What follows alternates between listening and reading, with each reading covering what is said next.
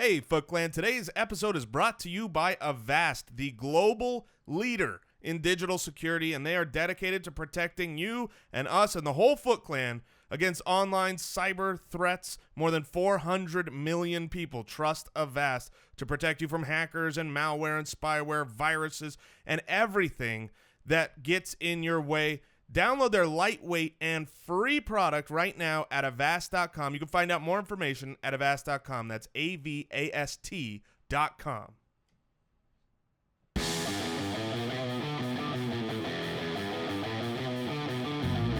Welcome to the Fantasy Footballers Podcast, coming to you from the FantasyJocks.com studios with your hosts, Andy Holloway, Jason Moore, and Mike Wright. Happy Thursday, everybody. How you doing, Jason? Pretty good, pretty good. We got some starts of the week today. It's true. That's not all we have. We've got your boom boom kicker of the week. You darn right we do. It's It's everybody's favorite segment, including mine. I tell you, Has it grown on you? I just love Kickers. kickers. Yeah. They are so important. I know who it won't be. It won't be Blair Walsh. No. And maybe surprisingly, it's also not going to be Forbath. No? No. Okay. That's good. I'm not letting you Is know that how who we're it going to is. do the boom boom this week? It's a process of elimination? Yeah. Are you just going to say who is not for 30 kickers? And That's what I should do. I should never put it in our show docs. I should just surprise every time with my boom boom kicker. That's fine with me because it's kind of here's a little tip. I don't even look at it. So There you go. welcome to the Fantasy Footballers Podcast. I'm Andy Holloway. I'm joined by Jason Moore. And Mike, the fantasy hitman, is away again. I miss him. I hope Lazy. I hope that the listeners miss him as well because, every one of us brings something to the show. Well, you host. Mike brings the man bun and the beard and the unverification. Sure. I bring the poor grammar. Yep. We all have we an bring important something. role. Yeah. Yeah, but it has. We all had different reasons we flunked out of school. Apparently. That being said, man, has it been such a great week without him. I mean, just incredible. Just the best. Oh, well, we miss you, Mike, as you can tell. Yes, today we have the fantasy forecast getting into the Week 11 matchups. Our starts of the week. Jason does have his boom boom kicker segment. We've got some news for you.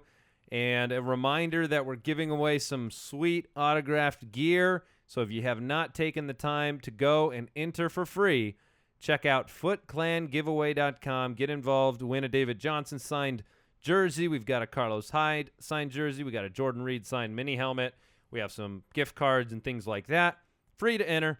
We're just giving stuff away because it's fun. If you want to follow us, you can do it on Twitter at the FF Ballers. Ballers. At the FF Ballers.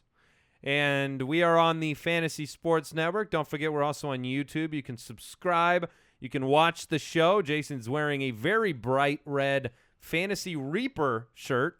Yes, I am. Paying homage to to you. To me. Which is weird. Thank you. And kind of grossing me out.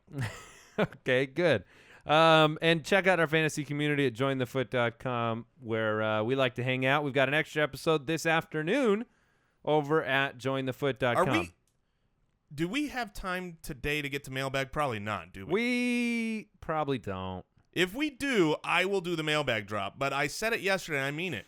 On today's Footcast over on Join the Foot, you are doing the mailbag drop. Which is great because I have, if you've been around, you know that I have a range that doesn't exist. Like, It's not, I don't just sound bad in a certain pitch and range. It's non-existent. There is an omission from my vocal cords that was removed.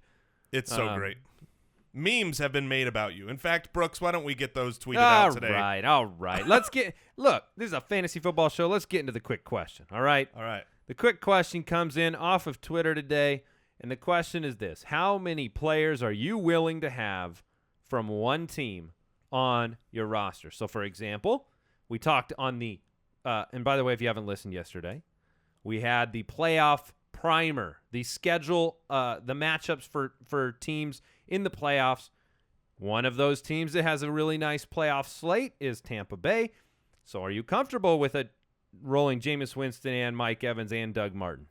Because they played the Saints 2 times in the playoffs. Yeah, I mean, I personally would not love that. Am I willing? Yes, I think you can win with the 3-pack of them if you have to, but that wouldn't be my desire because you know that you're capped a little bit. You know, when Doug Martin goes and gets his... They cannot all score on every play. Right. When, you know, it's okay to have the quarterback wide receiver or even the quarterback running back combo in the case of someone that's going to be a pass-catching running back, but you are capping your total upside, and in the playoffs that matters. What you're saying, if you have Winston and Evans and Doug Martin for 2 games, is that you're assuming that those 6 opportunities are all going to go well in the playoffs, and that's probably not going to happen. Well, I will agree in part with what you're saying. Traditionally, I have won with multiplayers stacks from really good teams. The Dallas Clark, Reggie Wayne, Peyton Manning, and Aaron Rodgers, Eddie Lacy, and Jordy Nelson from a couple years ago. Absolutely. Or Tom Brady, Rob Gronkowski, LeGarrette Blount, or Edelman. Peyton Manning on the Denver Broncos. Sure, Demaryius Thomas, and I think at that time, who was it in the backfield? No Sean Moreno? Oh. Yeah. He was good. But the Tampa Bay Buccaneers are not that caliber of offense. Correct. And that's my point, is that you are handing over the keys to your playoff run Is there a team that's mediocre? Is there any team this year that is that caliber of offense? New England. Really? Yes, I would happily play Blount, Gronkowski, and Brady. Okay. In fact, if you went back and looked at that stack when they played together, I'm sure you would have been very happy. Sure. I can't see a situation where you're not. So I guess I was thinking wide receiver, and there's no wide receiver that I absolutely trust. But if you're going tight end, running back, then yeah. I'm trying to think of another team here. I mean, is New Orleans in that category? Probably not. No. Not with the... I don't think there's another team that's in the category where there are acceptable areas. I know one. Dak, Zeke, and Dez. Yeah. They're close. Plus they have nice nicknames. That's true. It's very easy to say. Spencer Ware and Travis Kelce? No. Nope, I think that's it. I think you got the Patriots. Okay. And the Patriots, again, we talked about this yesterday. They don't have the best playoff schedule. No. So, divide up your assets, put your eggs in multiple baskets, and play the right matchups, listen through the playoffs, and win your league. Bring home a #FootClan title. I can't wait. Can't wait to see those Foot Clan titles. All right, before we get into the news, I want to remind you there are articles up on the website, thefantasyfootballers.com, including some of the reiterations of this matchup show, starts of the week. Our quarterback one primer is going to be up there. Jason, I need you to share the ridiculous waiver wire story that took place this morning in our Dynasty League, where obviously it's very rare to have any players available on the waiver wire. So why don't you share this spectacular tale of glory? Yeah, well, this is no good. Sometimes people think that all my grammatical mistakes, that I just make it up for the sake of the show, is not true. It's not. My brain just works a different way than yours. Yeah. Don't judge me. However, it has bled into other areas of life. So I go into our Dynasty League, our main Fantasy Footballers Dynasty League, and I have Aaron Rodgers. I don't love his playoff schedule, and, I don't have anybody behind him. If he gets injured, I'm just kind of done. Yada, yada, yada. Yada, yada, yada. So I thought, Robert Griffin is out there. He's back to practice. I see him on the waivers, and I think he's definitely worth, on a 24-man roster, I'm going to pick him up. And so I make a claim. That's Robert Griffin III. Robert Griffin III from your Cleveland Browns. Okay. And so I go and I pick him up. I make a $10 waiver bid. I look this morning to see if I got him. And I see. Congratulations. That Robert Griffin was picked up for $0 to another team. And I go, what? I made a $10 bid. I go back and I look at my team, and I am the proud new owner of Ryan Griffin. Ryan Griffin, who I paid $10 for. So not only can you not speak, you can't read. Is that what we're learning? Dyslexia is a hard thing, my friends. Ryan Griffin, can you start? Have you petitioned the league to start him at quarterback? I've actually made a trade this morning and already dropped him. So okay. So Ryan Griffin is not Robert Griffin III. No, he is not. Okay, let's move on to the news. News and notes from around the league. I'm really entertained by that. So thank you very much. I got Matthew Stafford. And now, it's always so I'm okay. great to know the thought of you being flabbergasted and, a travesty, something has come up against me. No, that was just on you. Yeah. So, all right. Really, really good news, everybody.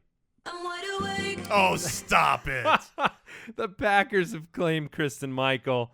I wish we had a phone call tape of Mike just gleefully doing cartwheels. It's but just too funny.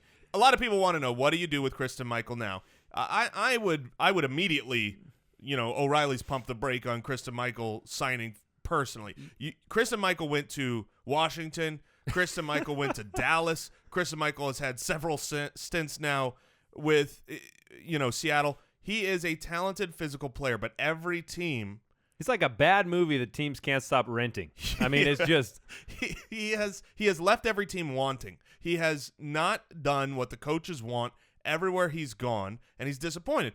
Look, you know what this was? This was Don Jackson went on IR yesterday. That's right. Okay, James Starks is the guy to own there. They have no depth, and I don't blame them at all for picking him up as a depth move. Minnesota had a claim on him. Green Bay had the higher waiver priority. Truth. So, look, in a dynasty league, I think Kristen Michael, maybe Eddie Lacy signs somewhere else next year, and they keep Kristen Michael and get him more involved in the offense. But I think he's going to be a little bit slower to pick up the offense. We saw them bring in Niall Davis, who's an athletic, physical freak as well. How did that work out for them? Yeah, don't freak out. Yeah. And don't waste your waiver priority, which is the question I was asked a lot yesterday on Twitter. Right. All right, Chris Mortensen says CJ Prosise will remain the starting running back for the immediate future, perhaps adding a little bit of a pat on the back to anybody who wants to roll him into the lineup this week. He was almost my start of the week. He was not, but he was in consideration because I think so. You are unequivocally starting CJ Prosise above Thomas Rawls this week. Rawls yes. practiced in full. And I think Rawls will be great going forward. The next few weeks, Rawls is one of those kind of rise from the ashes fantasy players. But this week, I think CJ Prosise will have the majority of carries, will be used also in the passing game.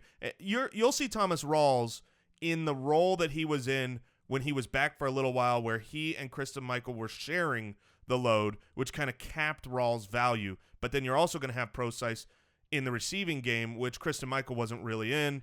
Would you start CJ Prosise against Philly or Mark Ingram against Carolina tonight? I think I would start CJ Prosise. I don't love the matchup against Philly, but at least they're at home and not in Philadelphia. Okay. All right. Very reasonable. Let's move on here. Jordan Howard was correct, apparently, that he had not been injured in any way, and he practiced in full. So wait a minute. You're telling me John Fox was wrong or was feeding misinformation? Incredible. Yeah. Let me mark that. Look, down. I think right now I realize we've made a grave error in this show. Is Mike verified? Oh, let me check. Is MikeVerified.com? Nope. Okay. Still don't trust Stay anything. away, Mike. He's actually, you guys think he's on vacation. He was suspended from the show due to some trust issues. So DeSean Jackson returned to practice on Wednesday. I don't want to do the DeSean Jackson dance anymore. Not only is he not fun to try to start when he's healthy, he's often hurt, and I don't even know if he plays this week. So yeah, I think most fantasy owners are hoping he doesn't, because the relevant players right now are your Jamison Crowders and your Jordan Reeds and even your Vernon Davis. You're going to hear me talk about Vernon Davis in a little bit. So, all right, some other guys that did not practice, just to keep you aware of what's going on. Remember, tomorrow on the episode, we have our in or out segment where we give our final word on whether we think guys are playing. These guys did not practice. Rob Gronkowski, Ty Montgomery, Jeremy Maclin, Will Fuller, Jacquizz Rodgers. And then you have some kind of veteran rest days probably for Larry Fitzgerald, DeMarco Murray, and Jimmy Graham. Sound good? Sounds great. Any other news before we get into the matchups? Did you hear about Isaiah Pede? And it's not super fantasy relevant, but that was a sad story. He lost part of his leg in a car accident today. I don't believe the accident took place today. I believe the accident took place about a week ago. Yes, but I did not hear an update on it. I knew he was in critical condition, so he lost part of his leg. Yes, and That it is was sad. last weekend when the car accident happened. That is very sad. Yeah, he Thoughts and prayers with Isaiah Pede. Yeah, and his family. That's tragic. All right, we're gonna move on. Get into the matchups for the upcoming week as soon as I find the right button here. Hold on, I'm still searching. Fearless hero. Fantasy Forecast. Fearless hero. Yeah. It's very interesting phrase. It was definitely fearless leader is the phrase that I should have said. Okay. Once again proving. How's Ryan Griffin, by the way? Is he doing well? He's good, man. We're holding hands. Okay. All right. Teams on bye this week. A final reminder: Atlanta, Denver, New York. That would be the Jets, and San Diego. In terms of Thursday night football updates for tonight's game between the Saints and Panthers, Jonathan Stewart's not on the injury report at all, so I think second time in his career. Okay, that part's not true, but good news nonetheless for those starting him. Next week, there are no buys, and then week 13, we have 2 buys. Well, because that makes sense, right? That makes a lot of sense. So let's get into the matchups. Let's start with the Bills and the Bengals. The Bills and the Bengals. This game's in Cincinnati, and so they're favored by 3, 47.5 point over-under. Andy Dalton did show up on the injury report yesterday with a shoulder injury, which is pretty rare for him. Yeah, and I'm not surprised to see him show up, considering the way he was just manhandled at the end of that game. Certainly worth monitoring because they're giving up sacks at a record pace right now. They're 32nd in the league when it comes to the average pass attempts per sack. The Bengals are. Every 11 pass attempts, he's getting sacked. Now he faces a Bills defense that is number 1 in the league, sacking the quarterback once every 9.6 pass attempts. This math problem ends up with the solution of I'm not excited about Andy Dalton this week. No, I don't think you should be, and I don't think Andy Dalton is excited as much as usual about just playing football on a weekly basis because he's getting his helmet smashed in. The one player in the passing game for the Bills, I think for the Bengals, I would say 2 players kind of sneak out at me. One is A.J. Green. You're going to let that one go. One is A.J. Green because he is this year's biggest deep threat. And the Bills are one of the worst teams at giving up the deep play this year. That's a matchup made in heaven. And if you could just protect Andy Dalton for a few seconds for like 3 plays in the game. That was the problem last week. Right. He could not settle into the pocket and make deep throws that were accurate. What you need to have happen for the Bengals offense to be good is they cannot get down.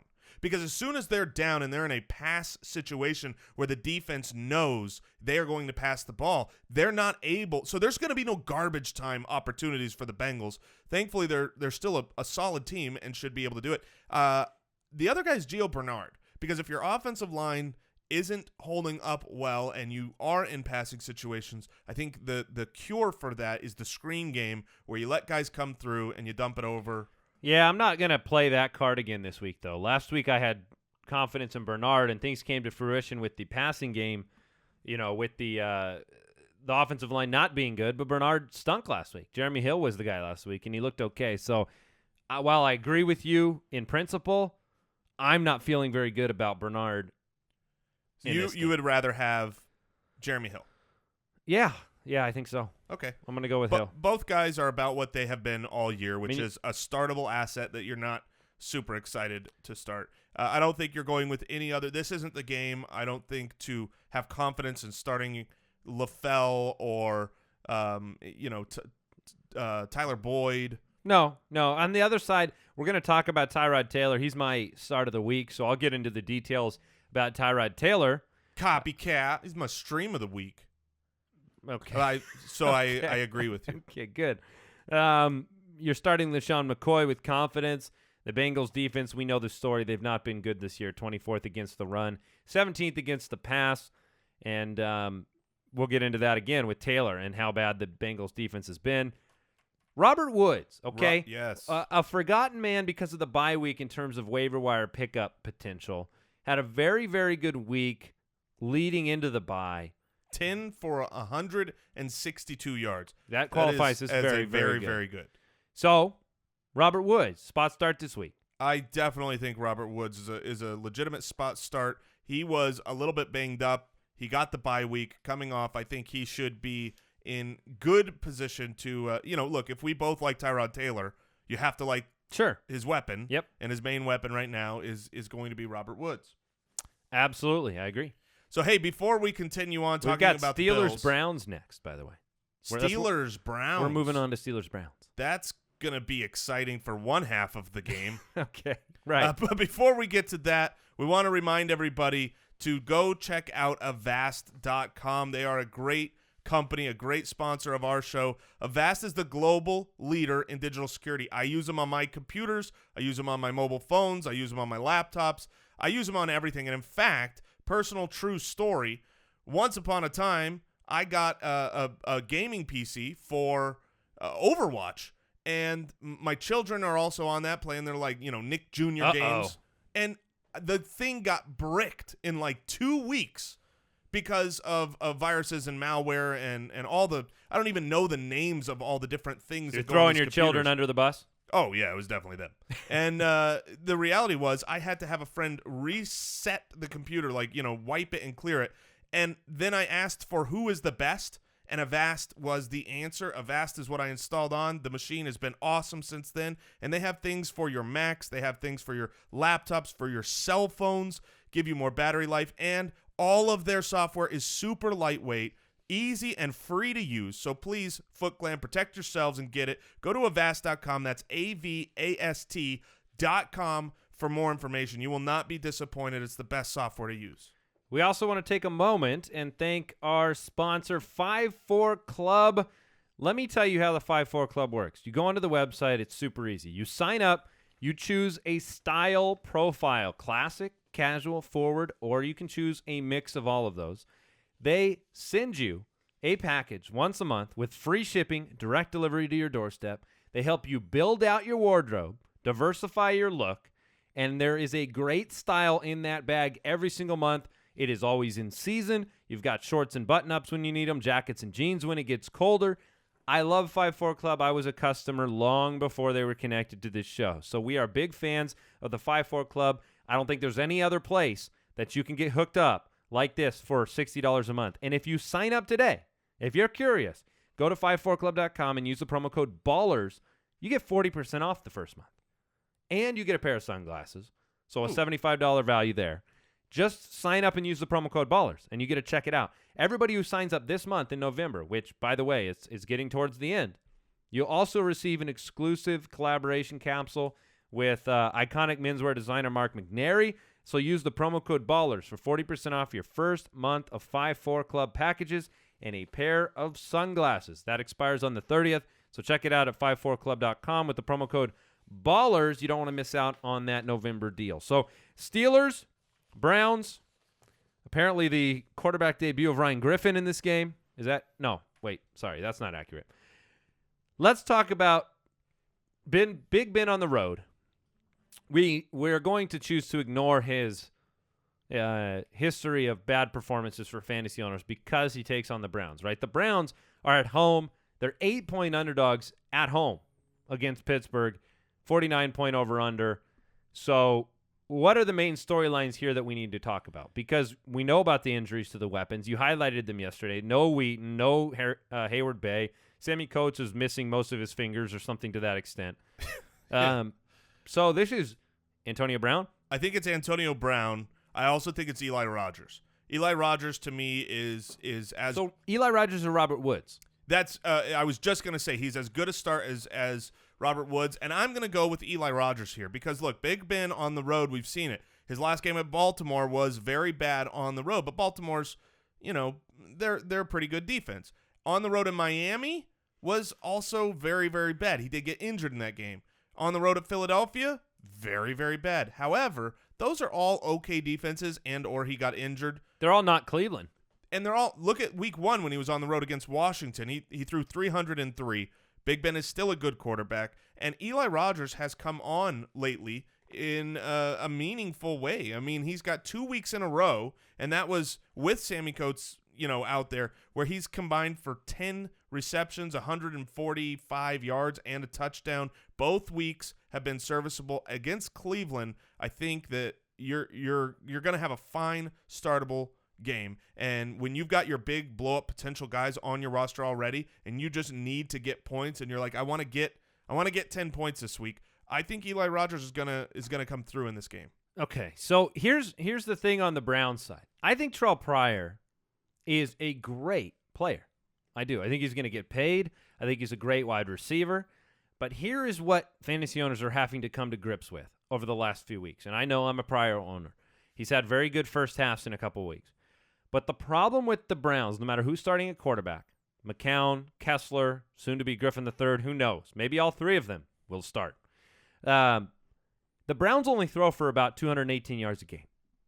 So what you are counting on with Pryor generally in the past few weeks is if he scores, you're happy. And if he doesn't score, you're disappointed.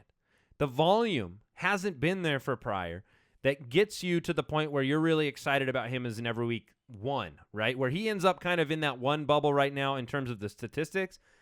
Look, the Steelers defense, they don't sack the quarterback very often. So your hope is, okay, McCown, Kessler, settle back, throw a couple deep balls to Pryor. He's been pretty dominant at that. If you get that, you're going to be happy. So do you start Pryor this week? I do start Pryor. He's still the centerpiece of the offense. The last 2 weeks, he's had 5 receptions in both weeks, 6 the week before. And 2 of the last 3 weeks, he's had a really good fantasy game. So I'm not worried about Terrelle Pryor. This game Vegas has is a 49-point over-under. So when you say you're kind of relying on touchdowns, Cleveland's best opportunity for a touchdown every single game is Terrelle Pryor. You know they're going to get at least 1 touchdown, 2 probably. I think there's a good chance that Terrelle Pryor scores here. Let me ask you this. Would you start Terrelle Pryor this week against Pittsburgh, or would you start Steve Smith Sr. against Dallas? I think I would start Steve Smith Sr. I don't think he has as high an upside necessarily, but he is very safe as far as 6, 7, 8 receptions. I usually lean towards the safe route. Okay, all right, very interesting. Otherwise, Crowell and Duke Johnson, you really the Steelers have not been. They're middle of the pack against the run. I'm just tired of hoping.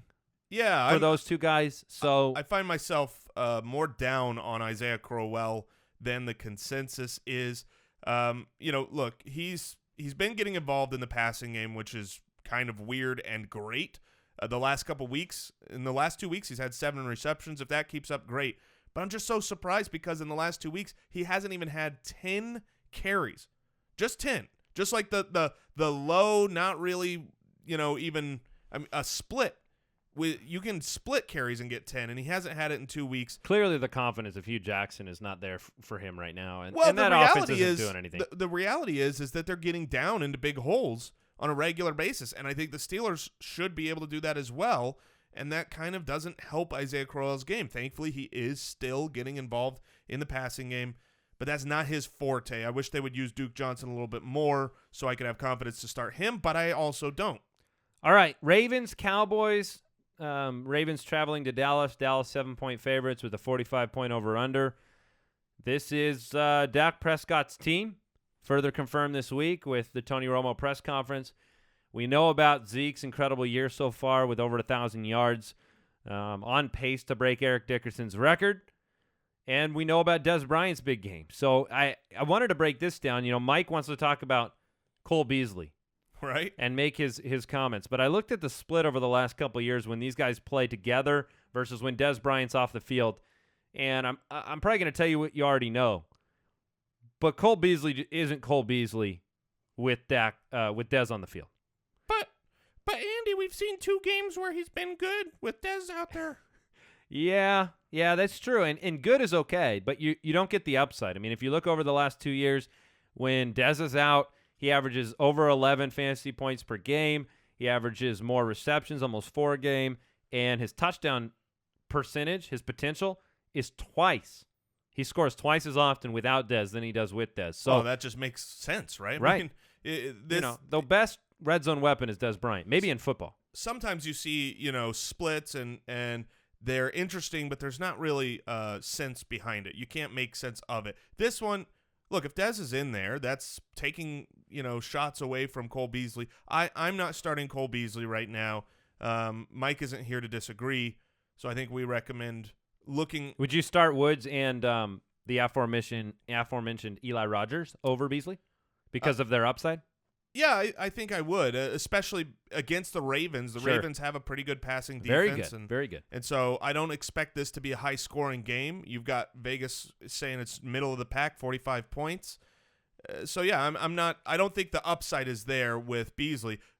Probably at the end of the week, Woods, Eli Rodgers, Beasley, they're all around the same. But I think Eli Rodgers has the potential to have a great game. All right, in terms of Zeke, you're rolling him out there. Do you start Dak in this matchup? Like you said, the Ravens are first against the run, fifth against the pass. Pretty good defense, but Dallas is at home. So your confidence level in Dak is what? My confidence level is he's in Dak going forward is very high. I think he's legit. I think he is legit as a fantasy quarterback. But against the Ravens, I take most all players down. We just talked about how Big Ben had a terrible game against him, and Big Ben is a better quarterback. So we have him outside the top 12. All three of us do. Yeah, I think I've got him 17th this week, and it's not because I don't believe in him, don't like him. It's just the matchup says that this is going to be a game where I think Ezekiel Elliott is going to have to run the ball, and they're not going to do much with Dak, and they're not going to be able to have a prolific passing game, and it just doesn't seem how this game's screaming. They probably don't need to. Right. They probably don't need to. I mean, the Ravens, they're going to be pushed when it comes to their rushing Basically, defense. Cowboys, I'm starting Dez, I'm starting Ezekiel Elliott, and that's it. Okay. And I'm tempering my Dez expectations. How about the Terrence West, Kenneth Dixon conundrum for fantasy owners? Because last week, Dixon 5 catches on 7 targets. Terrence West had the majority of the carries. I'll tell you straight. Your face tells me that you're not excited about starting either of these players. You're reading my face wrong. Wrong. Yes, you are reading my face wrong. The reality is I'm not excited to say what I'm about to say. I am very curious. I think this is Dixon's breakout.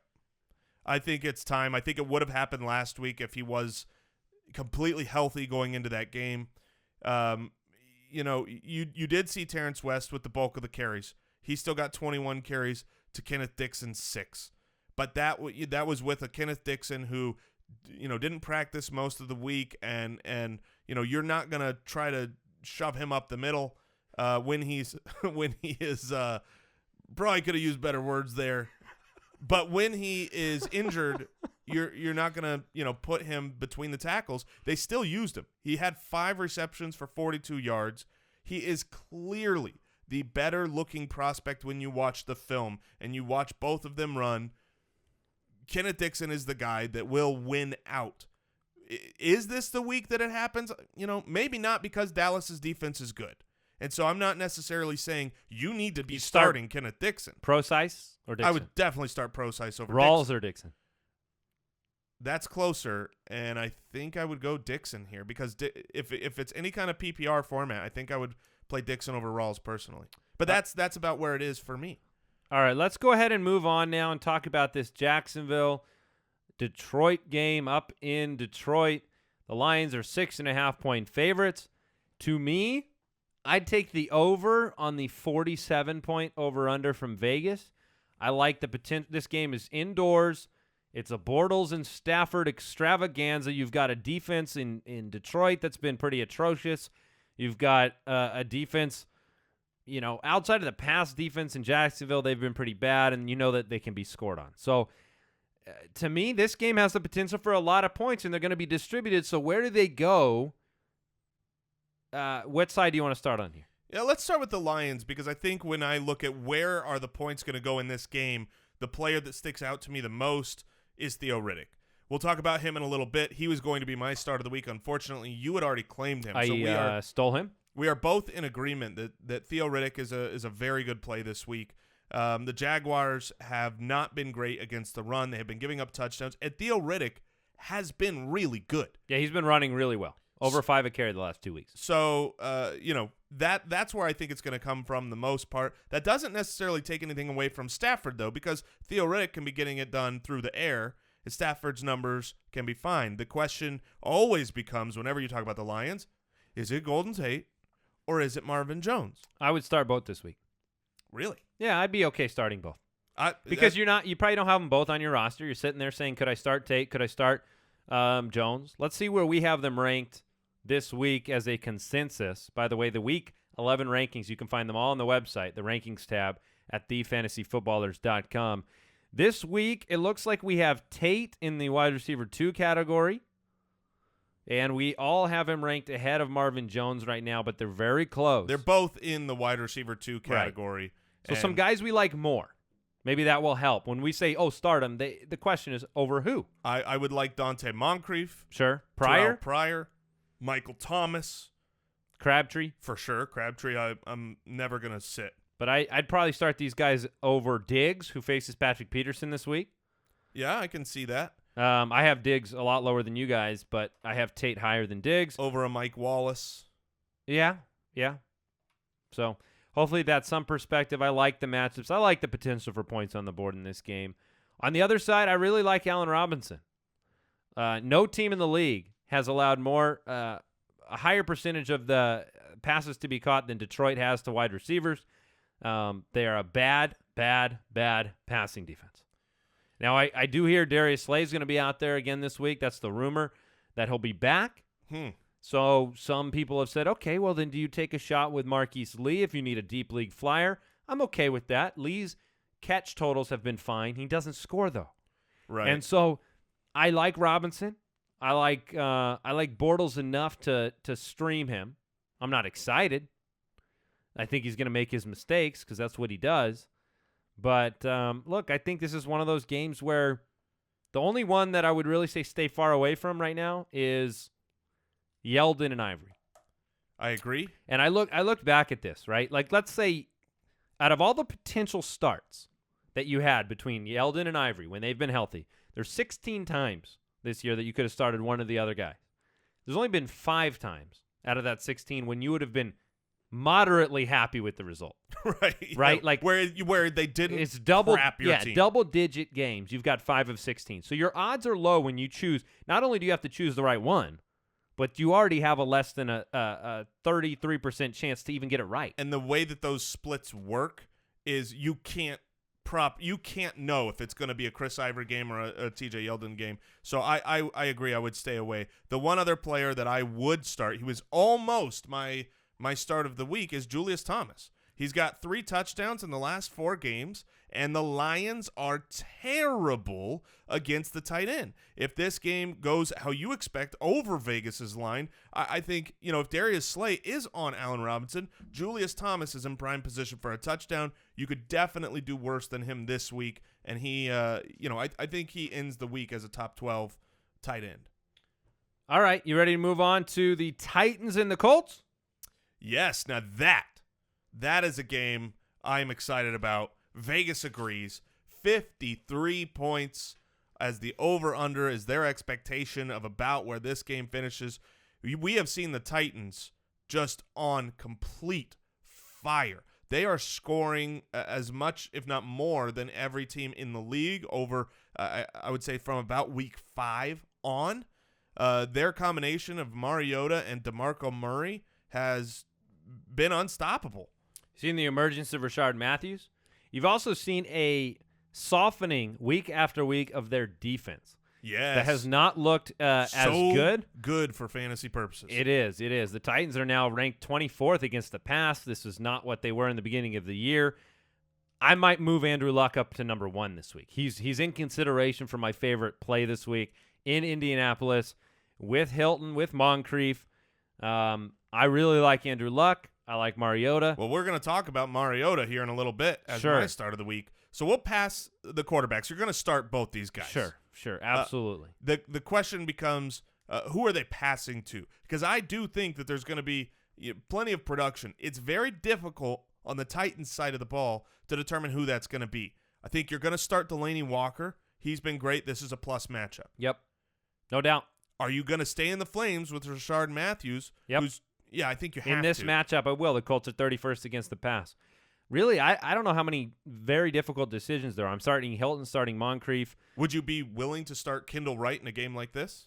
No. Okay. I mean, deep flyer. willing to start, yeah. I mean, but I'm going to start those other guys we've talked about earlier in the show over Kendall Wright, because what you've seen with him is in these shootouts, maybe he's lucky enough to get one of those. But Andy, remember Tajay Sharp? Yeah, he actually scored last week. No, he looked very good for the first time. Yeah, we have Kendall Wright outside that wide receiver 3. We have him at 43 right now. I'd start Tyreek Hill over him. I'd start Devontae Parker, Eddie Royal as a sneaky start over Kendall Wright. Those are all guys that I'd much prefer. But Rashard Matthews, he's right on that wide receiver 2-3 edge with the upside of scoring in 6 straight. He has the upside of being a wide receiver 1. We talked about this.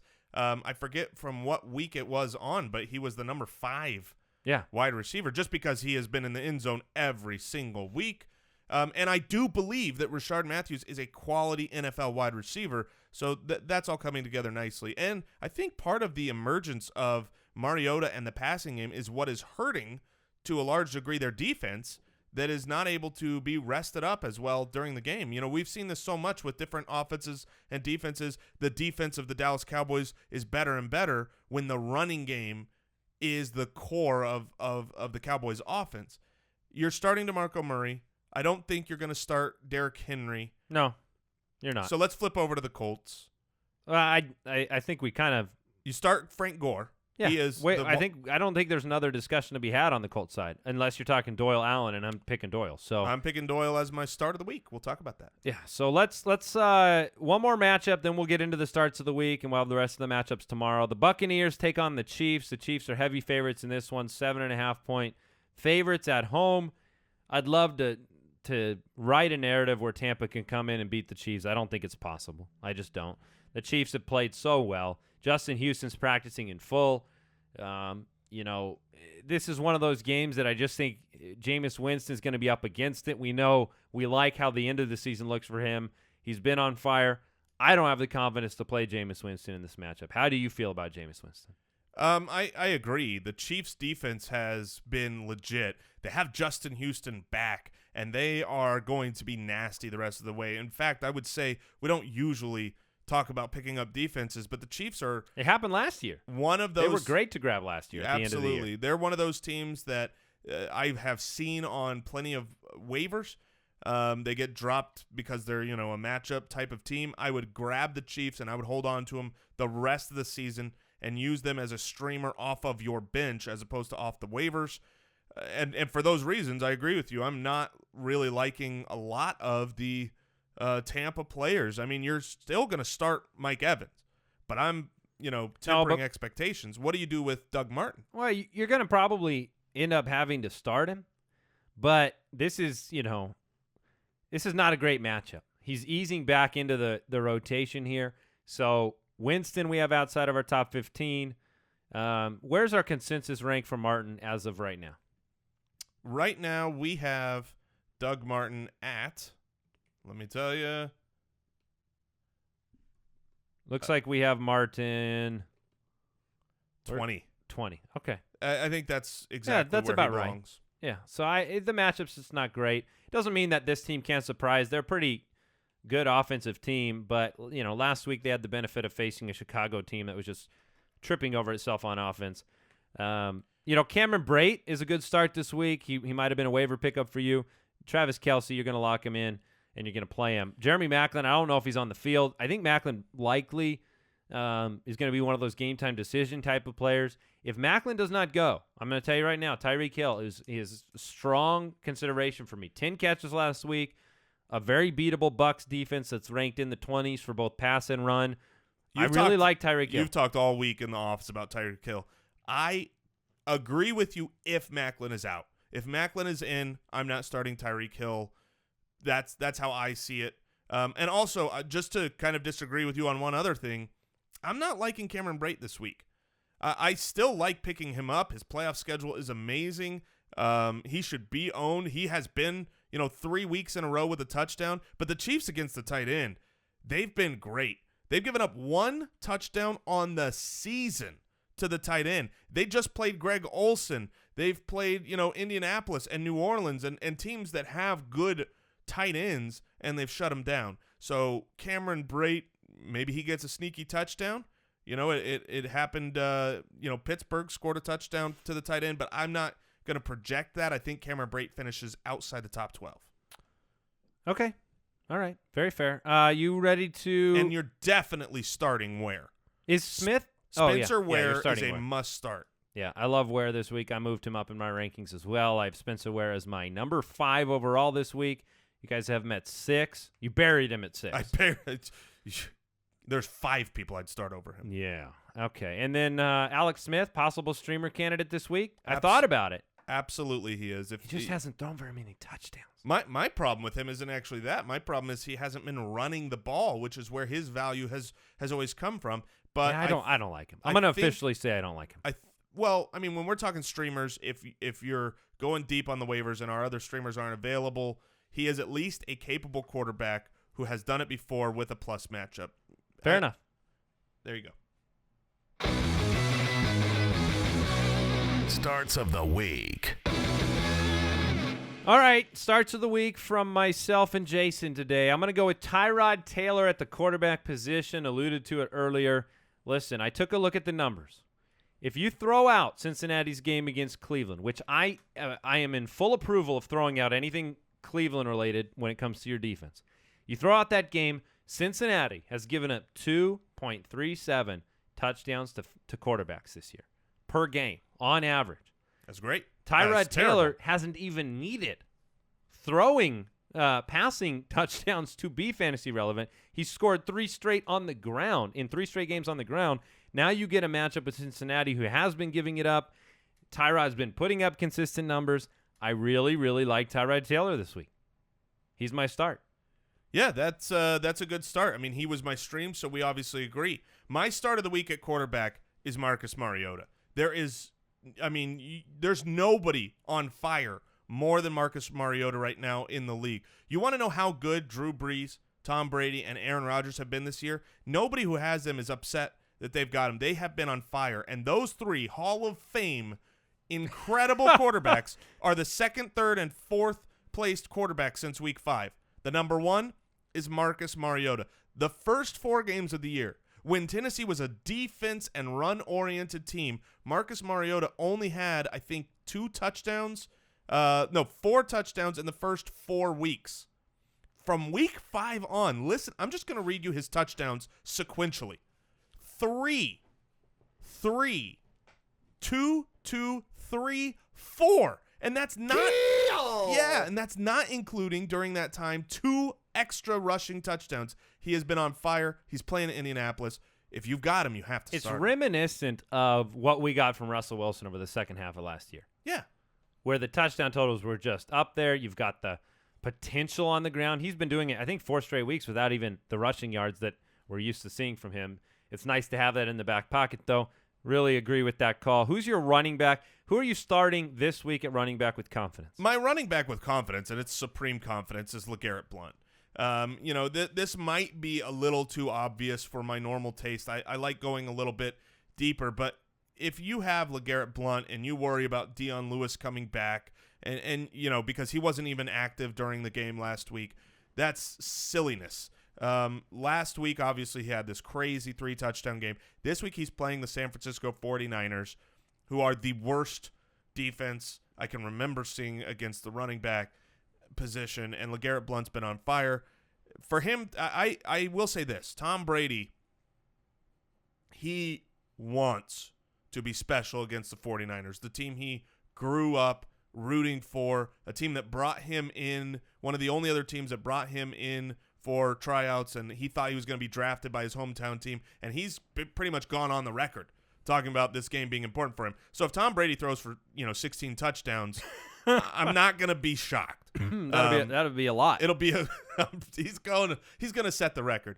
But I do still think, even with Tom Brady having an excellent pass touchdown game, you're going to have LeGarrette Blount run a few in here.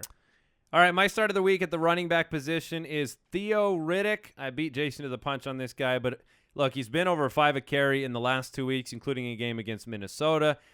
He is just so crucial to the Detroit offense right now. There's nobody behind him that's going to threaten the amount of snaps that he's going to get, so I think he's a very high floor type of player. He averages more touchdown receptions per game than any other fantasy running back because Matthew Stafford is willing to look to him in the red zone. He's the third most targeted running back. Look, and we already talked about points being on the board, so I really like Theo Riddick and what he's done since he got back off the injury list. I have no confidence in Dwayne Washington doing much to take anything away from him. So Theo Riddick, my start of the week. My wide receiver start of the week is Kelvin Benjamin. And I know people, they're all over the map with Kelvin Benjamin. He started off the year on fire. I think that made some people very upset because I think they went out and traded for him. I think that they have counted on him to be a 1 where he's been a 2. He's been a 2 type of player. 8 for 86 the last time he played New Orleans. Last week he had 7 catches. New Orleans likes to give it up to fantasy wide receivers. I just think the matchup is too good to pass on Kelvin Benjamin tonight. So I'm going to throw him out there as a confirmed start. I'm going to put him in that back in wide receiver 1. Yeah, I agree. The start of the week for me for wide receiver is Larry Fitzgerald. This is a guy that if you have him, you've been thrilled with him. But if you have him this week, you're a little concerned about whether you play him or not. There's, he got an MRI on his knee. He's going to be missing practice through the week, and he's playing the number 2 ranked defense against wide receiver. Do you consider sitting Larry Fitzgerald against the Minnesota Vikings? It's a little trepidatious. Yeah, it certainly is, and I'm telling you, don't sit Larry Fitzgerald in this game. This is a homecoming game for Larry Fitzgerald against Minnesota. Bruce Arians came out and was like, when people were asking about, are you worried? Is he going to play? Is he not? And he goes, there's no way in the world he's not playing against Minnesota. This is one of those heart games for Larry. Plus, forget just the narrative of the homecoming game for him. He grew up as a Minnesota ball boy, right? And now he's going to the new stadium in Minnesota. Great for Larry. But he has 2 weeks in a row with over 10 receptions. He is clearly important. And you think back to okay, well, what about when he played Seattle? A great, number passing 1 defense. or 2 or 3 against the wide receiver as well. Well, in that game, he was 6 for 81 and 2 touchdowns. Big games are where Larry thrives. I don't think they're going to shut him down. I think he's going to be safe. Is he going to finish as the number 1, top 5 wide receiver? No. But he is not going to crap your team. He's Larry Fitzgerald. Make sure he's in your lineup. Okay. Unless you've got 3 just unbelievable studs that are better than him, I can't see sitting Larry. Now, I think both of us are walking out on a ledge a little bit with our tight end starts this week. So why don't you kick it off? We'll close out starts of the week with your tight end pick and my tight end pick. So who do you have? Sure. I've got Jack Doyle. Doyle rules again. Man, I'm surprised. Yeah, I know. It was a little bit deeper. I wanted to go somewhere. Look, if you've got Cameron Brate, I want you to go somewhere too. Go somewhere. If you've got Cameron Brate and you've got Jack Doyle, I'm going to start Doyle over him. Jack Doyle's been very involved all season long. If you look at his reception totals for the tight end, it's great. His last 4 weeks, he had 4 receptions, 9, 2, and 5. Last week, 5 for 61. And this week, he plays a very good matchup. We were just talking about this game against Tennessee is a very high-scoring game. Where are the points going to come from? Well, I do know that Tennessee has solid parts of their defense, but one of those parts are not against the tight end. They're 25th in the league at giving up points to fantasy tight ends. A lot of touchdowns go to him. And if you look at the Jack Doyle versus Dwayne Allen conundrum there, it's not a conundrum. It's not. It's just Jack Doyle. He has inherited that Kobe Fleener role from last year. He's not quite as talented, but he's got a great He might be more talented. Yeah, I guess that's kind of shut up. I don't want to say that, but it's possible. He's not as athletic. I'll say that. Okay. He's better at catching the ball. Yeah. All right. I'm going to go out on a ledge big time this week. I'm going with Vernon Davis. By the way, side note, really like Zach Miller. If you have Zach Miller, I'd start him over Vernon Davis. But I think Vernon has moved himself into a category of a startable tight end. There are not many teams worse at defending tight ends than Green Bay. Go ahead and look at Delaney Walker's stat line last week. Washington has 2 tight ends, so you have to pay attention to Jordan Reed and Vernon Davis. Davis's 4 straight weeks with double-digit fantasy points, and so I think you can roll him out there this week. I'm having a hard time deciding between Vernon Davis on my roster and Coby Fleener because I'm not sure who the better play is this week. You've got the Carolina pass defense, but, I mean, Fleener is seeing a lot of pass route snaps, but Josh Hill's being targeted too, and so I'm not sure it's that different. Who are you starting, Andy? Right now, Fleener's in my lineup. Okay. All right. But Vernon Davis might end up there. We'll see. That's we'll interesting. See. So I would start Fleener for the record, but I don't blame you for having the considerations, and I think the points you make are valid because they are accurate. All right. So we have those and verified. Yes, they're of course. I wouldn't have it any other way. You can trust me. And speaking of trust, it's time. Oh, I forgot.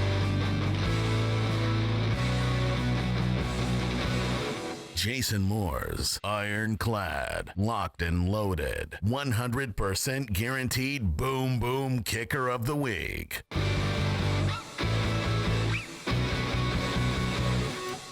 It's nothing. There's nothing more important in this segment. No, this is what matters. I was gonna go Adam Vinatieri again. He let me down the first time, and he's too old. Oh, no, he's not. No, he's not. And of course, but the reason I didn't go there is because if you've got him, you're starting him. He's 100% owned. I went a little deeper this week. Look, this guy's available in 35% of your leagues, and I'm saying my boom boom ironclad locked and loaded kicker of the week is Cairo Santos for the Kansas City Chiefs. The Tampa Bay Buccaneers are the perfect type of defense that is bad enough and good enough. Their offense is good enough.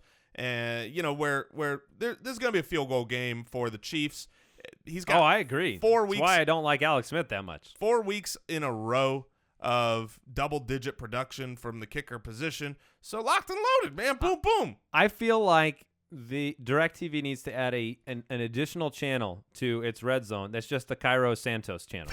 Because every time on Sunday, I feel like he's kicking a field goal at all turns. I mean, Andy Reid's doing it on third down anymore. He's got 3 weeks in a row of 4 field goal attempts. See what I mean?